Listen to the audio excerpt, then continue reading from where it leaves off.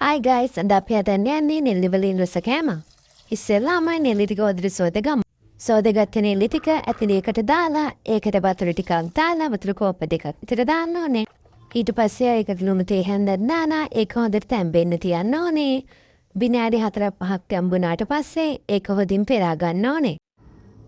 නෙල්ලි ටික හොඳින් පෙරාගෙන ඊට පස්සේ ඇතිලියත් එපේ තියලා අපි වතුර ඉවත් කරගත්ත නෙල්ලි ටික දාන්න ඕනේ. ඊට පස්සේ ඒකට සීනි තේ හැදි දෙකක් විතර දාලා හදට කූරු ගන්න. ඊට පස්සේ ඇතුලේ ක්ලිපේ තියලා ඒකට සීනි මේස හැදි දෙකක් විතර දාලා හොද්දට ඒක කැරමල් කරගන්න ඕනේ. ඔය වගේ බුබුලේනකන් කැරමල් කරගන්න ඕනේ.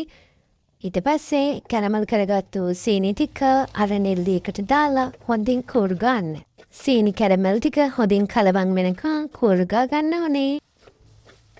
මේ වෙලාවට සුපර් දයි.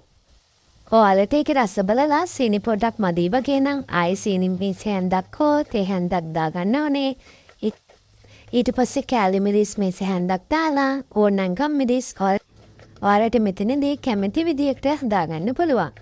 ඊට පස්සේ ඒක පීරිසියකට දාගන්න ඕනේ. හරිම රසයි හරිම සුවරයි. මේ බානකෝ නෙල්ලි එකේ පාට රස පාටයිනේ. ඉතින් ඔයාලත් අද මහදෙර රස බලන්න ගිහින් එන්න.